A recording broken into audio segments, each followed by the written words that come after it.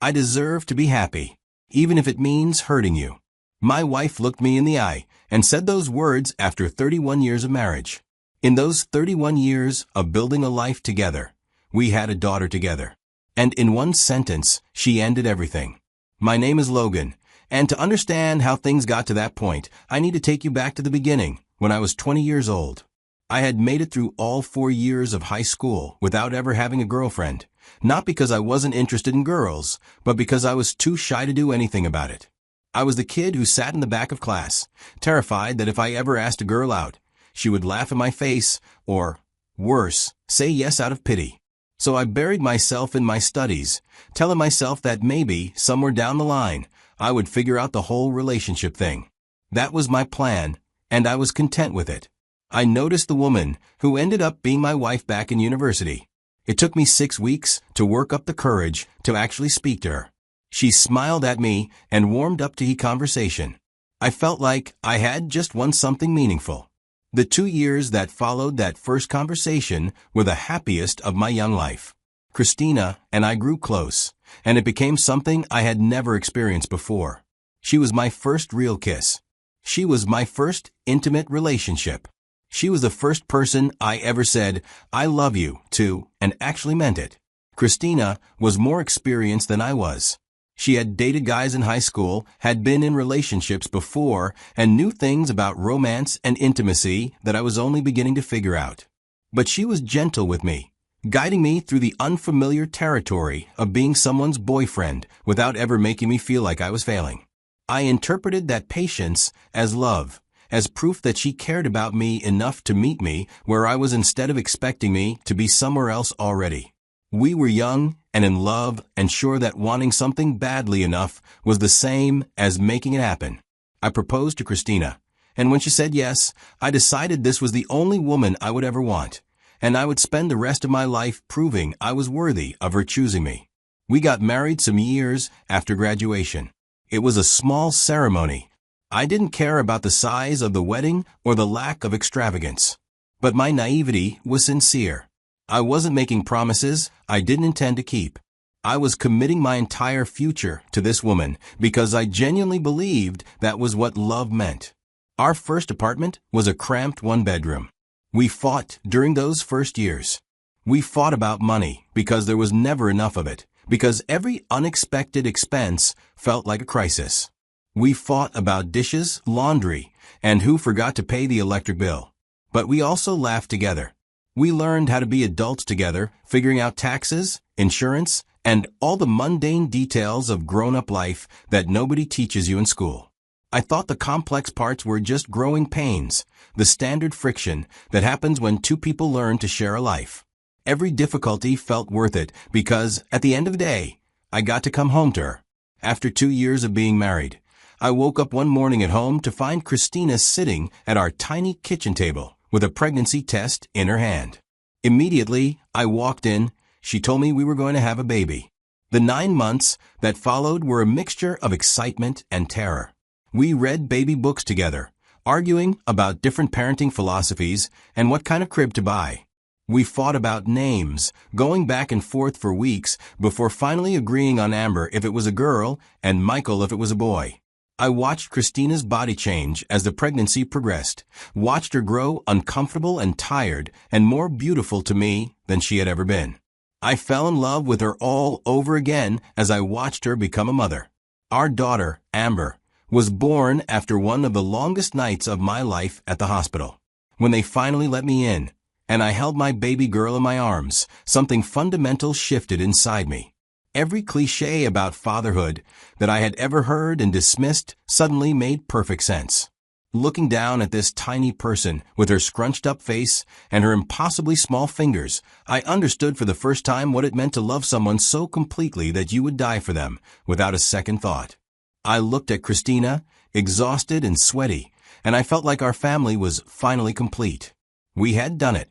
What followed were the hardest years of our marriage up to that point, though I didn't fully recognize it at the time. We entered the chaotic world of working parents with a newborn, juggling daycare pickups and sick days, and the constant low-grade exhaustion that had become our new normal. I remember negotiations that felt more like battles, arguments over whose work meeting was more critical when Amber woke up with a fever, and whose career could take the hit when daycare was unexpectedly closed. We both felt guilty for not being enough in any of our roles, not good enough employees, not good enough parents, not good enough spouses. I kept climbing the corporate ladder during these years, becoming a senior accountant and then a manager, which meant more money, but also more hours and more stress. There were months when we barely spoke to each other about anything other than logistics. Whose turn to pick up Amber? Who was covering the doctor's appointment? What we needed from the grocery store? Intimacy became a rare luxury, something we were too tired to pursue, collapsing into the same bed at night only to fall asleep before either of us could reach for the other. But we pushed through because that was what marriage meant to me. Things began to ease as Amber grew older, though the change was so gradual I almost didn't notice it happening. By the time she hit middle school, we had finally found some breathing room. I never stopped working hard during these years, never stopped pushing myself to climb higher at the firm. Eventually, I made partner, which came with a significant increase in income and responsibility. We bought a bigger house in a nicer suburb. Christina became a curriculum coordinator at her school district. She made more money, but also complained more about the bureaucracy, the paperwork, and the endless meetings that seemed to accomplish nothing. But we had arrived somewhere comfortable, somewhere stable. We weren't struggling anymore. I believed, with complete sincerity, that this stability was the whole point of marriage, that passion naturally faded over time and evolved into partnership, and that the quiet contentment of a shared life was what everyone was ultimately working toward. I thought we had achieved exactly what we were supposed to accomplish. I found it comfortable, but my wife apparently found it suffocating, though I didn't know that at the time. I watched Amber grow into a confident young woman, and I took pride in every achievement, every milestone, every sign that we had raised her right. I thought we had achieved exactly what marriage was supposed to look like after 2 decades together. I didn't realize that what I saw as stability, my wife might have been seeing as a prison. I didn't notice that while I was looking at the destination we had reached, she was starting to question whether the journey had been worth it at all. When Amber left for the university, I expected some adjustment period. Everyone warned us about empty nest syndrome, about the strange silence that descends when the child you've raised for many years suddenly isn't there anymore. Friends and family advised us to reconnect as a couple now that our parenting duties were reduced, to rediscover each other after years of focusing primarily on our daughter. We tried to follow this advice. We scheduled more date nights. We booked a cruise for our 25th anniversary. We made conscious efforts to spend quality time together and to remember what it was like to be Logan and Christina, rather than just Amber's parents. I thought these efforts were working. She seemed present, engaged, and happy to be spending time with me. What I didn't see were the signs that something fundamental was changing in my wife. I'm an accountant. I spent my entire career learning to spot patterns and identify discrepancies, to notice when numbers don't add up. But I failed to read the ledger of my own marriage. I was so focused on the assets column, so busy counting up the years we'd been together and the life we'd built and the daughter we'd raised, that I never once looked at the liabilities piling up on the other side. I never asked Christina if she was happy because I assumed happiness looked exactly like what we had. I never wondered if stability might feel like stagnation to someone who wanted something more. I never imagined that my wife might be plotting her escape even while she held my hand, smiled at me, and told me we did well. Amber got married shortly after her 23rd birthday, and that day stands in my memory as both the happiest of my recent life and the last moment before everything collapsed. The ceremony was beautiful, and when the minister pronounced them husband and wife, I felt a surge of pride and bittersweet emotion that I don't have the words to describe fully. My little girl was someone's wife now. I believed we had reached the summit together, that our marriage had proven itself through every challenge we faced, that whatever came next we would face side by side, just as we had faced everything else. I had no idea that within 3 months, everything would blow apart. Tuesdays were my early days at the office, the one day each week when I could leave at a reasonable hour instead of staying until 7 or 8. So I walked through our front door right around 6 o'clock. I found Christina sitting in the living room, hands folded, looking at me. I had no framework for what was about to happen. She told me, "We need to talk." I sat down in the armchair across from her, my mind already racing through possibilities. Something must have happened with Amber. There may have been trouble in her new marriage, some problem I would need to help solve, some crisis that required parental intervention. Christina took a breath and told me she had been thinking about this for a long time, that she needed me to really hear her, that this wasn't a decision she had made lightly. I nodded, still waiting for the actual information. Then she told me she wasn't happy and hadn't been happy for a long time. She said she had lost herself somewhere along the way, that she didn't know who she was anymore outside of being a wife, a mother, and a teacher. And then she said to me, "I deserve to be happy, even if it means hurting you. I want a divorce." The room tilted. My brain kept trying to find logic in what she had just said, kept trying to assemble her words into something that made sense, but they wouldn't fit together no matter how I arranged them. I asked where this was coming from. She said nothing had changed, and that was precisely the point. She had been wife, mother, and teacher for so long that she didn't know who she was outside those roles. She said she needed to find out before it was too late, before she spent the rest of her life wondering what she might have become if she had been brave enough to try. I asked what I had done wrong, what I could fix, what I could change to make her want to stay. She said I hadn't done anything wrong. She said I was a good man, a good provider, a good father. She said this wasn't about me at all. I begged her to try counseling, to give us a chance to work through whatever was broken before she threw away the years of marriage. She refused. She said her mind was already made up, that she had thought about this for longer than I knew, that she was certain this was what she needed to do. I need you to understand the particular cruelty of being told you've done nothing wrong while someone is discarding you. If I had failed somehow, if there were an affair I could confront, a behavior I could change, or a mistake I could apologize for and never repeat, at least I would have had something to fight against. I could have gone to therapy and worked on myself. I could have become a better husband. I could have done something, anything, to try to save what we had built together. But Christina wasn't giving me anything to fight.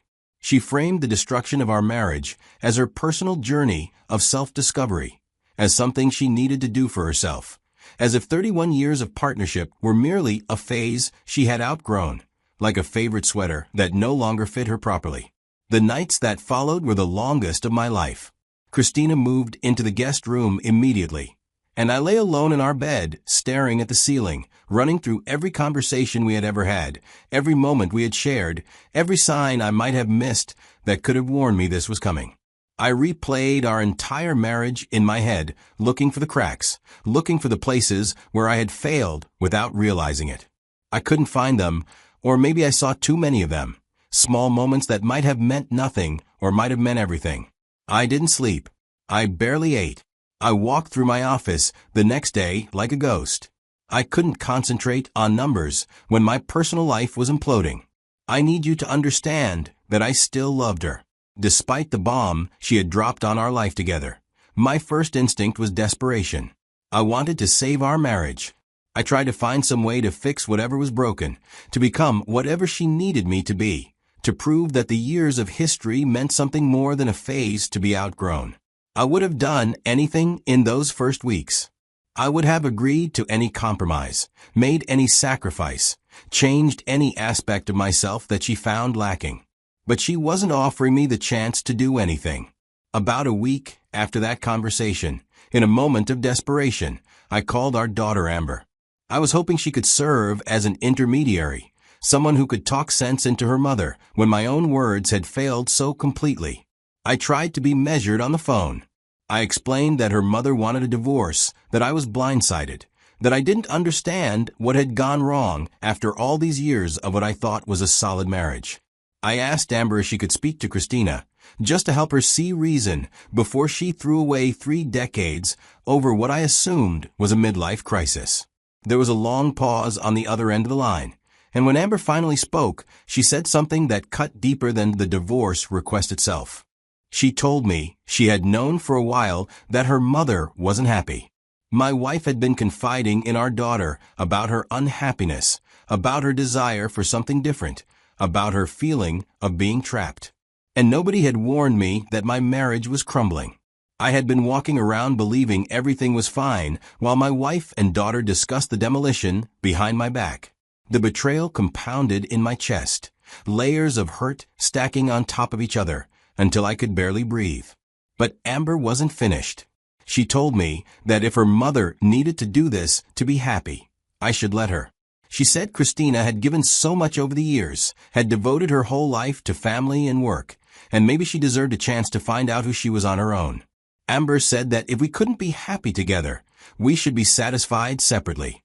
I asked her how she could take her mother's side when Christina was the one destroying everything we had built as a family. Then I hung up the phone feeling more alone than I had ever felt in my entire life. I was an afterthought in the story of my own marriage. Christina moved out a month later. I watched her pack boxes. She had found an apartment downtown.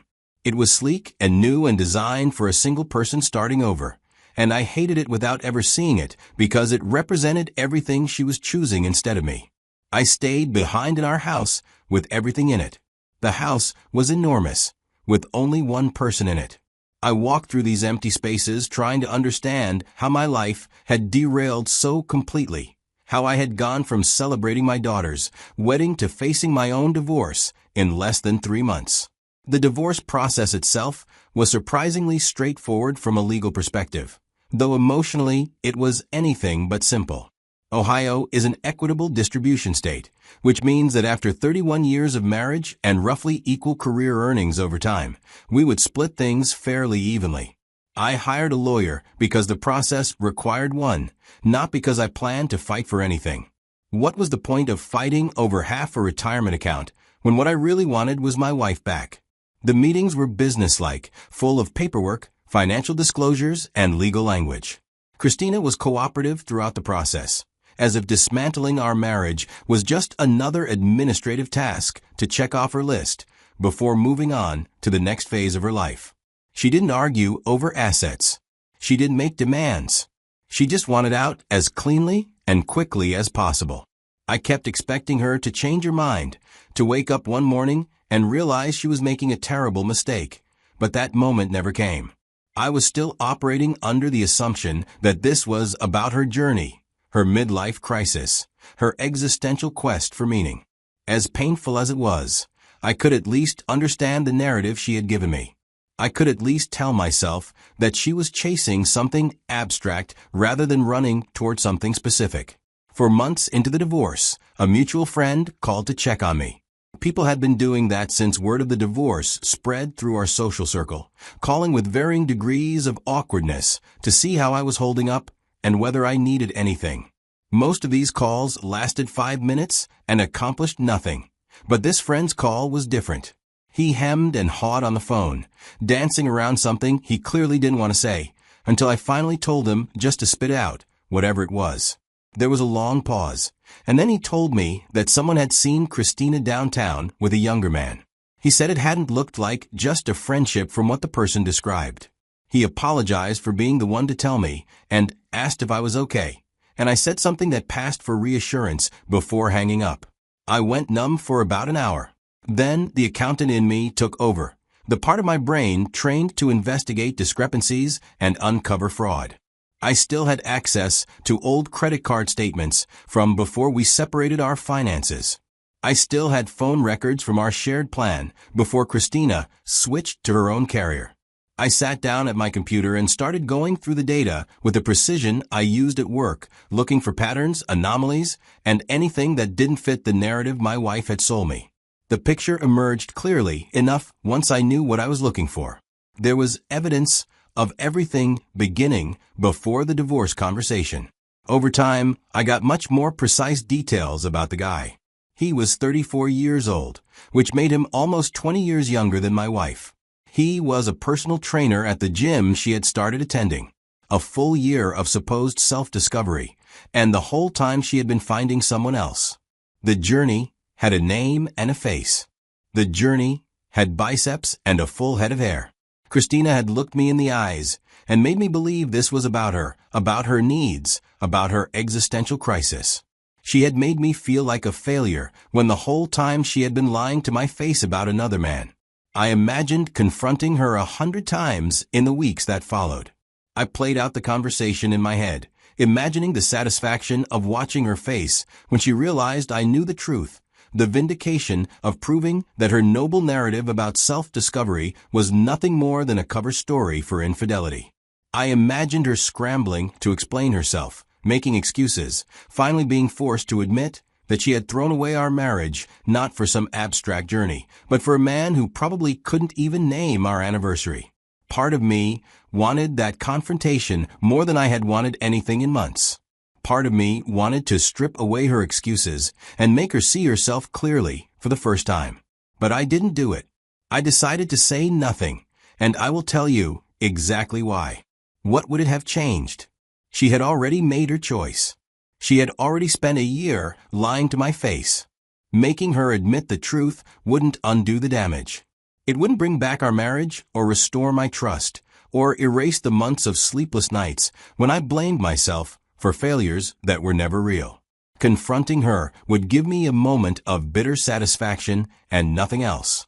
We would still be divorced. She would still be with him. I would still be alone in a house full of memories. So I kept my knowledge private, a piece of information that belonged to me and me alone, proof that I had been the fool in a story my wife had carefully scripted to make herself a hero. We finalized the divorce 3 months after my discovery. On the final day, Christina looked at me and said something about hoping we could remain civil for Amber's sake, and I nodded. The first months after the divorce was finalized were brutal in ways I don't think I can fully explain to someone who hasn't been through it. Every milestone on the calendar felt like walking through a minefield. Christmas was the worst, sitting alone in a house decorated for a family that no longer existed. There were nights when the temptation to sink into bitterness felt almost irresistible. I could see the path laid out in front of me, the easy road where I spent whatever years I had left marinating in resentment and self-pity. I had met men like that over the years, divorced guys whose entire personality had become their grievance, who couldn't have a conversation without steering it back to what their ex-wife had done to them. They were exhausting to be around, and they seemed exhausted themselves, trapped in a prison of their own anger, with no interest in finding the key. I understood how they got there. On my darkest nights, that path seemed so much easier than the alternative. Bitterness requires no effort. You just sit in your pain and let it define you. Rebuilding, on the other hand, requires you to get up every morning and actively choose to construct something new from the wreckage. There were nights when that effort felt impossible, when the weight of what had happened pressed down on my chest until I could barely breathe. But I kept getting up. I don't know if that makes me strong or just stubborn, but I kept getting up. The process of reconstructing a life that didn't revolve around Christina happened slowly, so gradually that I barely noticed it was happening until I looked back months later and realized how far I had come. I threw myself into work with an intensity one hadn't shown in years, staying late at the office not because the job demanded it, but because going home to an empty house felt unbearable. I made more partner points in that first year after the divorce than I had made in the previous decade, not because I needed the money, but because I desperately needed the distraction.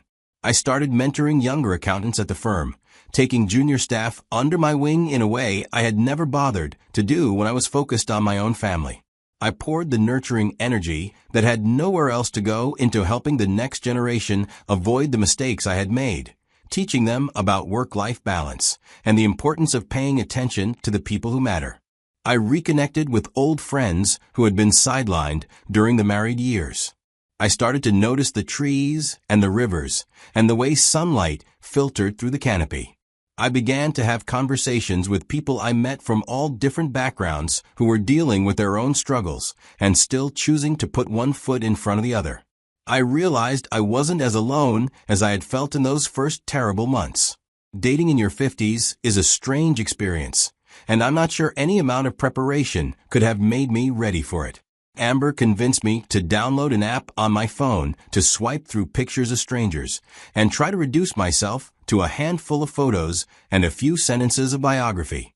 I felt ridiculous. I was a 54-year-old divorced man trying to figure out what angle made my face look least exhausted, trying to write something clever enough to attract attention, without seeming like I was trying too hard. I went on a few coffee dates that went nowhere, awkward conversations with perfectly nice women, but with whom I felt no connection. I had a couple of dinners that ended with polite handshakes and promises to do this again sometime, promises neither of us intended to keep. I wasn't looking for a replacement, Christina. I wasn't trying to recreate what I had lost or find someone to fill the space she had left behind. I was trying to prove to myself that I could still function as an individual. I was still seeing Catherine regularly by that summer, and while I wasn't sure where the relationship was heading, I found I was okay with the uncertainty in a way I never would have been in my younger years. I had spent my whole adult life trying to control outcomes, trying to plan for every contingency, trying to build structures that would keep me safe from unexpected disasters. Christina had taught me that you can't actually do that. You can create something for 31 years and still watch it crumble overnight through no fault of your own. So I stopped trying to control what Catherine and I were becoming. I just let it be whatever it was going to be, enjoying her company when we were together and not worrying about what it meant or where it was going. For the first time since that Tuesday, I was genuinely okay. Not happy in the way I had been when I thought my marriage was solid, not walking around with the naive certainty that everything would work out because I had done all the right things, but peaceful in a way that felt more earned and more honest. I had survived something I never imagined I would, and the survival itself had become a source of quiet pride. Saturday afternoon, I was sitting on my back porch when Christina called, almost exactly 3 years after she had asked me for a divorce. Seeing her name flash on my phone sent a jolt through my system, a mix of surprise and something else I couldn't quite identify. My first instinct was to let it go to voicemail.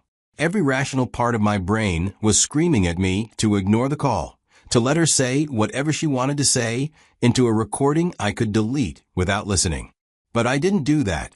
Curiosity won out, or maybe a need to understand who she had become after 3 years of living the life she had chosen over our marriage.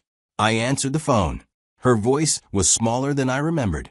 She said my name like she wasn't sure I would respond, like she half expected me to hang up immediately. She said she wasn't sure I would pick up. I asked her what she wanted, keeping my voice neutral, giving her nothing to work with. There was a long pause, the kind of pause that tells you someone is gathering courage. Then she asked if we could meet, just to talk. She said she had things she needed to say, things that couldn't be told over the phone.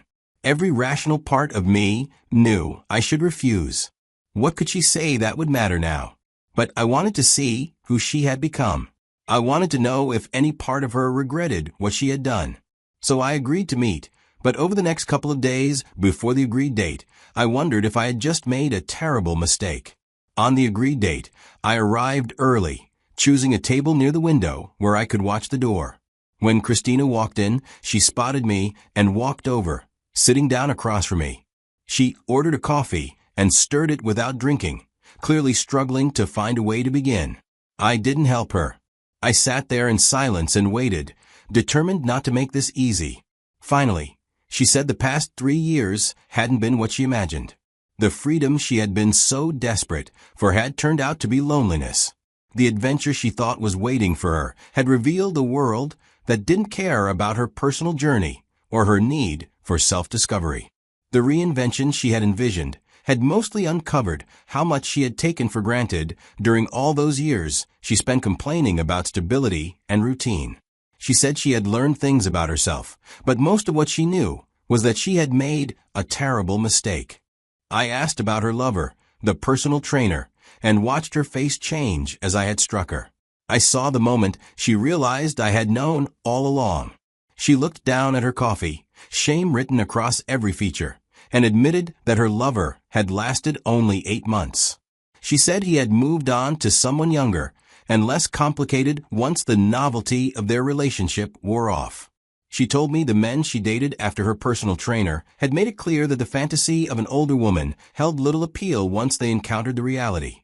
A divorced woman in her mid-50s with baggage, expectations, and a history that couldn't be erased. She said she had spent 3 years learning that the world outside our marriage was not full of people with good intentions waiting to appreciate her for who she truly was. It was full of people looking for what they could get, and once they got it or decided they didn't want it anymore, they moved on without a backward glance. Then she reached across the table for my hand.